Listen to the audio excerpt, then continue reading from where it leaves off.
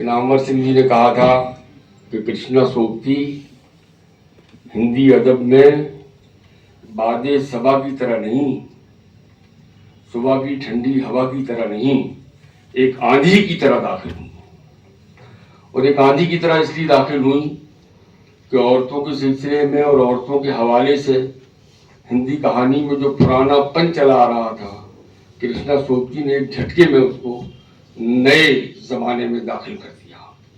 ये कृष्णा सोबती का ही कंट्रीब्यूशन है, खासतौर से मित्रों मरजानी जो उनका नॉवेल है उसका कंट्रीब्यूशन है कि हिंदी कहानी औरत के हवाले से एक बिल्कुल ही नए आयाम में दाखिल हो गई। आमतौर पर जो इनॉग्रेल तकरीर होती है उसमें इसका मौका नहीं होता कि आप अदब के बहुत ही नर्म और नाजुक हिस्सों को टच करें, बल्कि एक मोटी मोटी बात कहकर आदमी रुखसत हो जाता है। लेकिन मैं इतना जरूर कहूँगा कि कृष्णा सोबती जी के यहाँ जो औरत है वो एक ऐसी औरत है जिसे अपने रूह का भी एहसास है और उस रूह के साथ लगे हुई अपनी देही का भी एहसास है। वो अपनी देही को, अपने बदन को भी उस रूह से कम नहीं समझती है और उस बदन की प्यास और उस बदन की भूख और उसकी हर तरह की भूख और हर तरह की प्यास का उन्हें पूरा ज्ञान है। वो जिंदगी के रस को छोड़ना नहीं चाहती। वो अपने औरत होने पर कभी माफी नहीं मांगती। ये बात हिंदी के स्कॉलर्स ने कही है कि वो अपने औरत होने पर कभी माफी नहीं मांगती, बल्कि वो अपने औरत होने का, अपने औरत होने की एहसास का अपनी कहानियों में जश्न मनाती है और बहुत धूम धड़ल्ले से वो जश्न मनाती हैं। एक ऐसी जबान में जश्न मनाती हैं जिस जबान के बहुत से अल्फाज हिंदी वालों की और उर्दू वालों की समझ में नहीं आते, क्योंकि वो एक ऐसी जबान है, बहुत आसानी के लिए मैं आपसे कह दूं कि वो एक ऐसी जबान है, गोया एक पंजाबी आदमी अगर हिंदी बोलने की कोशिश करे तो कैसी हिंदी बोलेगा, वो उस तरह की जबान है। और वही सही जबान है उस कथा के लिए या उस नॉवेल के लिए, वो सही तरीन जबान है, क्योंकि वो पंजाब के ही एक गांव की तीन औरतों की, तीन बहुओं की कहानी है, जिनका एक सास और एक ससुर है। और जो उनमें बीच की हमारी मजली बहू है वो जो है वो अपनी जिंदगी से नाखुश है और वो जिंदगी को खुशगवार करना चाहती है और अपने रूह और अपने बदन के हवाले से खुशगवार करना चाहती है। वो कोई बदमाश औरत नहीं है, वो औरत कोई बदमाश औरत नहीं है, वो कोई लफंगी, कोई लुच्ची औरत नहीं है। वो अपने घर में ही अपने शौहर से ही अपनी जिंदगी का जश्न मनाना चाहती है और उसी का। लेकिन उससे पहले तो हिंदी में मेरे ख्याल में इस तरीके की कोई कहानी या इस तरह का कोई ख्याल भी पेश नहीं किया गया था जिस तरीके से कृष्णा सोबती जी ने मित्रों मरजानी में पेश किया। कोई अकेली यही किताब नहीं है उनकी, जिंदगी नामा है और सूरजमुखी, अंधेरे के, यारों के यार, और उनकी कहानियों के मजमूए भी हैं। सिक्का बदल गया, नफीसा, और हाँ और भी कई कहानियां हैं, दो बाहें दो राहें, इस तरह की कहानी उनकी हैं। मैंने उनकी सब कहानियां तो नहीं पढ़ी है। मैंने नावल उनका जो वो मशहूर है जिंदगी नामा, वो भी मैंने नहीं पढ़ा है इत्तेफाक से, लेकिन मैंने उनकी बहुत सी चीजें पढ़ी ली है और मैं उनका बहुत शुरू से परस्तार रहा हूँ, उनके लेखन की वजह से और उनकी सादगी की वजह से। और खास बात ये थी कि वो जिस चीज को लिखती थी जबान बिल्कुल उसकी उपयुक्त इस्तेमाल करती थी। उनकी जबान में मसनूई जबान ढूंढे से नहीं मिलती। ऐसा लगता था जैसे वो गूंद के जो आटा लाई है उसमें आटा तो कृष्णा सोबती का होता था, लेकिन परात और पानी जो था वो फिक्शन पारे का होता था। बिल्कुल फिक्शन पारे से मुनासिबत रखती हुई जबान का इस्तेमाल करती थी। कभी कभी ये भी महसूस होता था कि कहानी लिखने से पहले वो इस कहानी को नाटक की तरह खेल चुकी हैं, तनहा तनहा, अकेले अकेले, अपने आप से ही। और जब नाटक को पूरी तरह से खेल लिया है तो फिर उस नाटक को कहानी की तरह से लिख दिया है। ये एक उनका एक खास अंदाज था। अपने जेंडर डिस्क्रिमिनेशन के बारे में बहुत मोहतात थी, बहुत सेंसिटिव थी। वो इस बात को पसंद नहीं करती थी कि कोई उनको लेखिका कहे। वो अपने आप को लेखक कहलवाना पसंद करती थी, लेखिका कहलवाना या अदीबा कहलवाना पसंद नहीं करती थी। तो ये इस किस्म की जो सेंसिटिविटी थी, ये उस जमाने में जो उर्दू की बड़ी दिग्गज अदीबाएँ थीं उनके पास में नहीं थी, क्योंकि उर्दू की बड़ी बड़ी अदीबाओं से हम सगीर इब्राहिम साहब बैठे हैं जानते हैं कि हमारा उस तालिब इल्मी के ज़माने से ताल्लुक़ रहा है, चाहे इसमत आबा हों, चाहे फरुखुल्लाह हैदर हों। उनको कभी इस बात पर शिकवा नहीं हुआ कि उनको अदीबा कह रहा है या अदीब कह रहा है। लेकिन कृष्णा सोबती जो है वो फौरन एतराज़ करती थी कि ये क्या मुझे आप लेखिका कहती हैं, मैं लेखक हूँ, मैं लेखक हूँ। जैसे कभी कभी शबाना आज़मी कहती है क्या मुझे आप एक्ट्रेस कहते हैं, मैं एक्टर हूँ। तो खैर शबाना आज़मी ने भी हो सकता है उनसे ही सीखा हो, कृष्णा सोबती से। बहरहाल तो मैं ये अर्ज कर रहा था कि कृष्णा सोबती को की कहानी पढ़कर, उनके नावल पढ़कर हमें अचानक जो है यकायक जो है वो उनके बराबर की जो हमजोली है हिंदी की उर्दू, उसकी इस्मत चुगताई का, फरुखुल्लाह हैदर का, और एक नाम और भी है वाहिदा तबस्सुम का, इन सब का ख्याल आता है। फरुखुल्लाह हैदर का ख्याल इसलिए नहीं आता कि कृष्णा सोबती ने भी जो है बदन पे लिखा और इसमें चुगताई ने भी लिखा। फरुखुल्लाह हैदर तो बिल्कुल बदन के मामला से दूर दूर रहती थी, जहाँ बदन का मामला आया वो शर्मा के अपने सर पे ओढ़नी ले लेती थी, बिल्कुल एकदम से बदन के मामला पे कुछ नहीं लिखती थी। एक लफ्ज़ मैंने उनको कभी, उनका इतना ज़बरदस्त उनका कंट्रीब्यूशन है, कारे जहाँ दराज है और आग का दरिया और मेरे भी सरम खाने और चांदनी बेगम वो कौन, सीता रानी, मन चंदानी और चाय के बाग। लेकिन कभी हमने एनी आपा को, फरुखुल्लाह हैदर को जो है मामलाते बदन को गुफ्तगू करते हुए नहीं देखा। लेकिन इस्मत चुगताई जो है वो कभी कभी जो निवाली भी तोड़ती थी जब तक कि कोई ऐसी बात ना कह दे। तो ज़रूरत इस बात की भी है कि खासतौर से अलीगढ़ में ये बड़ा सुनहरा मौका है, अच्छा मौका है कि कृष्णा सोबती पर ये सेमिनार अलीगढ़ में हो रहा है। तो अलीगढ़ में उर्दू विभाग भी है, तो सगीर इब्राहिम साहब उसके नुमाइंदे बैठे हुए हैं, बहुत बड़े प्रोफेसर हैं, दूर दूर तक जाने पहचाने जाती हैं। ये ऐसे तालिब इल्मों को तैयार करें जो कृष्णा सोबती और उर्दू की इन तीन अदीबाओं का मवाजना करें अपनी पीएचडी के थीसिस में। और हमारे डीन साहब भी बैठे हुए हैं, तशरीफ रखते हैं, और हमारे हेड साहब भी बैठे हुए हैं।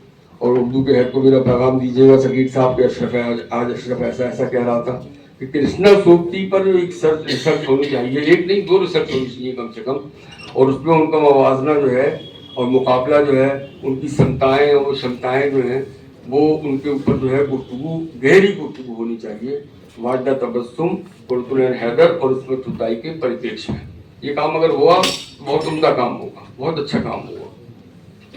एक बात मैं और कहना चाहता था, हालांकि मुझे थोड़ा सा ये लगता है कि सेमिनार का आयोजन करने वाले कहें कि इन्हें क्या हक पहुँचता है ये कहने का, लेकिन मुझे था कि मुझे हक पहुँचता है, क्योंकि ये आर्ट्स फैकल्टी लाउंज में खड़ा हुआ हूँ मैं, और यहाँ आज से 50 साल पहले भी मैंने कहानी पढ़ी थी, तो मेरा हक जो है काफ़ी गहरा हो गया है यहाँ से और यहाँ के सेमिनार से। मैंने अपने तालिब इल्मी के ज़माने में भी सेमिनार कराए हैं। मैं ये कहना चाहता हूँ कि जब किसी,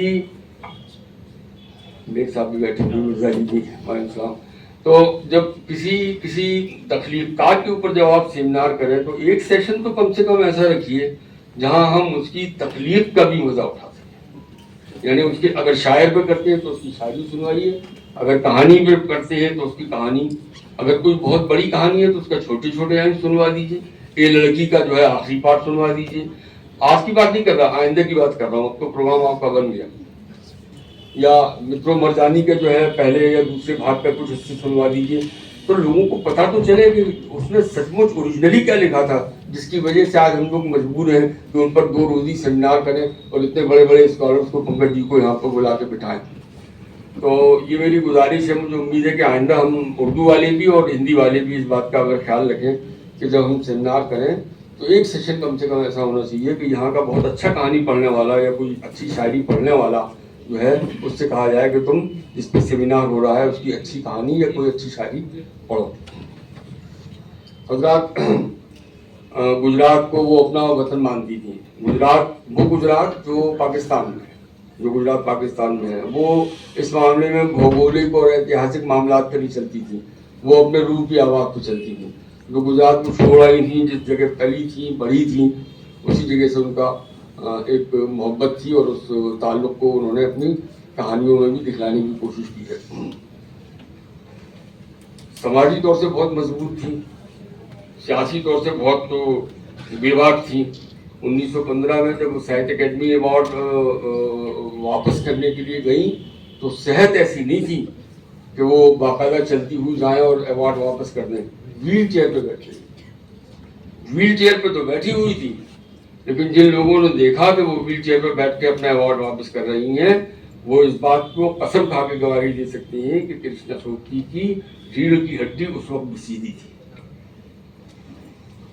इस जुमले का थोड़ा सा अलामती मतलब भी निकाल लीजिए। तो उनकी रीढ़ की हड्डी सीधी थी, बीमार थी, व्हील चेयर पे थी, लेकिन रीढ़ की हड्डी उनकी बिल्कुल सीधी थी। तो ऐसी ही सीधी रीढ़ की हड्डी वाले के लिए आज जो है, ऐसी ही मजबूत व्यक्तित्व वाले के लिए आज हम जो है ये सेमिनार कर रहे हैं। बड़ी खुशी की बात है। एक खास बात उनमें और थी, एक बात तो मैं वो बताऊंगा, जो मेरी उनकी मुलाकात थी और वो भी डार से पिछले और डार से बिजली के चक्कर में मुलाकात हुई थी। वो मेरे लिए, आज तो मैं खुशी के साथ बयान कर रहा हूँ, लेकिन उस वक्त मेरे लिए वो बड़ी गंभीर बात थी। अच्छा, वो मुकदमा नहीं किया? नहीं, इसी की धमकी थी, इसी की धमकी थी। तो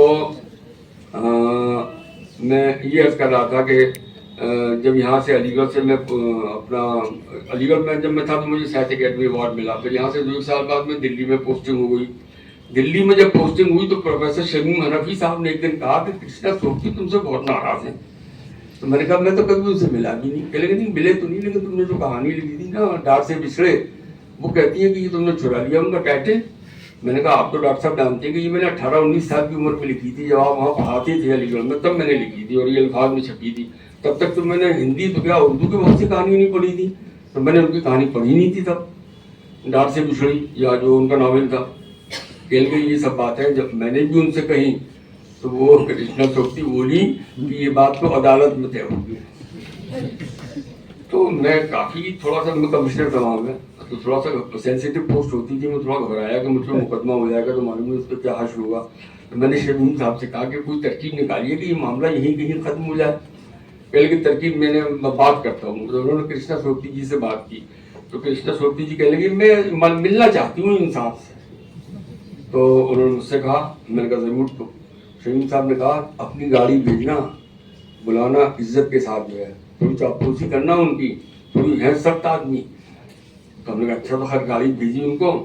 इंडिया इंटरनेशनल सेंटर में लंच के वक्त बुलाया, तो एक कुछ घाघरे जैसी चीज और उसको ओवरकोट पहन के उतरी। मैंने हाथ पकड़ के उतारा, कहने लगी ज्यादा चापलूसी की जरूरत नहीं है। तो खैर मैं उनको लेके गया, जो वहाँ का मेन डाइनिंग हॉल है, वहाँ पे बैठे हम लोग। तो मैंने कहा कि लंच तो कर लीजिए। कहले हाँ लंच कर ले, वेजिटेबल चीज़ें कुछ मंगाओ, अच्छी सी चीज़ें मंगा लो।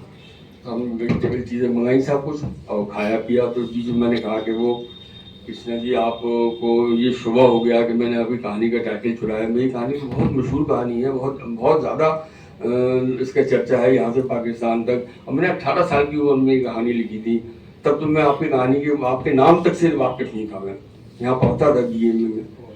कहने लगे कि पुर्तुलैन से मेरी बातचीत हुई थी, उन्होंने इस कहानी की तारीफ की थी। तो ये कहानी जब मैंने पढ़ी तो मुझे लगा कि ये एक अजीबोगरीब कहानी है, ना हिंदी में ऐसी कहानी, ना उर्दू में ऐसी कहानी। तुमने परिंदों को मुहाजिर बना दिया और मुहाजिरों को परिंदे बना दिया, एक अजीबोगरीब कहानी लिख दी तुमने। मैं तुमसे मिलना चाहती थी, मैं तुम्हें देखना चाहती थी, वही देखना चाहती थी कि 18 साल का लड़का कैसे कहानी लिख सकता है। तो अब तुम लंच कर लिया तुमने, अब तुम बेफिक्र रहो, मैं मुकदमा तो वैसे भी नहीं करूंगी कि मेरी कहानी का नाम है डार से बिछड़ी और तुम्हारी कहानी का नाम है डार से बिछड़े। ये बिल्कुल ऐसे ही है जैसे मेरी कहानी का नाम है गाय और तुम्हारी कहानी का नाम है बैल। तो विरोध बहुत होता था उनकी बातों में, अगर वो मूड में होती, थोड़ी सख्ती थी वो, हाथ पकड़ती कह लेंगी ज़्यादा चापलूसी की जरूरत नहीं है। वो भी था एक अंदाज, लेकिन विरोध भी उनके अंदर एक ह्यूमर भी था। तो कहने लगे कि मुझे कोई शिकायत नहीं था, तुमसे मिलने आई थी और सच पूछो तो मैं तुम्हें लंच कराने के लिए आई थी। मैंने कहा लंच तो मैंने दावत दी थी। कह रहे नहीं, बिल मैं पे करूँगी। और जब वेटर आया तो कहने लगी कि मैं बिल दूंगी। तो वेटर बोला कि यहाँ पे ये कहा जाए कि जो मेंबर होता है वही साइन करता है, नकद पैसे नहीं लिए जाते हैं, वही उसी के बिल से कटता है पैसा, कि लेकिन कोई बात नहीं है। तो उसे 50 रुपये निकाल के उन्होंने टिप के तौर पे दिए, और उसके बाद एक लाल रंग का नोट निकाला 1000 रुपये का और मेरी जेब में रख दिया कि ये लंच जो था ये मेरी तरफ से था, तुम मेरे छोटे हो, मैं तुमसे लंच नहीं खाऊंगा। तो मैंने उनसे कहा कि कृष्णा जी, ये तो बड़ी मेरे लिए शर्मिंदगी की बात होगी कि मैं आपको बुलाऊं और लंच का पैसा भी आपने। तो कहने लगी, मैं तुम्हारी माँ से भी उम्र में बड़ी होंगी, तुम बताओ क्या उनकी तारीख पैदाइश है? मैंने कहा 1930। कह ले मैं 1925 की हूँ, 5 बरस बड़ी हूँ उनसे। तो तुम्हारी माँ से ही बड़ा होगा, उससे भी नहीं लोगे? तो मैंने कहा इतने पैसे का तो हुआ ही नहीं। कह ले बाकी तुम रख लो। जी, हमारी एक मुलाकात उनसे बहुत ही शानदार सी मुलाकात थी। उसके बाद भी एक मुलाकात हुई, लेकिन वो जरा दूर की थी, वो थोड़ा साहित्य अकेडमी में थी, वहाँ मजमा बहुत था, तो खाली सलाम दुआ हुई। बहरहाल एक ऐसी शख्सियत जिसके अंदर जो है इतनी ममता हो, इतनी मोहब्बत हो, इतना औरतों का आदर हो, औरतों की जिंदगी के बारे में वो ये चाहती थी कि जो जिंदगी की रस जो है वो मर्द उठाते हैं, औरत उससे महरूम नहीं रहनी चाहिए। बेसिक अगर देखा जाए तो उनकी कहानी के अंदर ये कंक्लूजन पे पहुंच सकते हैं आप। मित्रों, मजानी भी उसी की निशानी है। उन्होंने वक्त पे भी लिखा, समय पे भी लिखा। जो सिक्का बदलता है, जो कहानी है ये समय के ऊपर है कि समय बदल गया, सिक्का बदल गया। और उनसे बहुत कहा, शाहनी थी वो, यानी शाह साहब की बीवी थी। शाह साहब का मतलब ये कि उस इलाके के जो बड़े मुकद्दम जमींदार थे उनकी बीवी थी। और आखिर में जो है उनको उनके मुलाजिमों ने और इस इलाके के लोगों ने ये कह के निकाल दिया कि अब आपका वतन बदल चुका है, अब आप जाइए और कुछ पैसा लेके चली जाएगी। तो उन्होंने पैसा भी नहीं लिया, कह जब सिक्का बदल गया तो फिर बदल ही गया, मैं क्या करूँगी पैसे का लेकर। तो वक्त पे भी लिखती थी वो। बहरहाल इतनी बड़ी अदीबा पर आज हम लोग सेमिनार कर रहे हैं और उनको याद करके खुश हो रहे हैं। और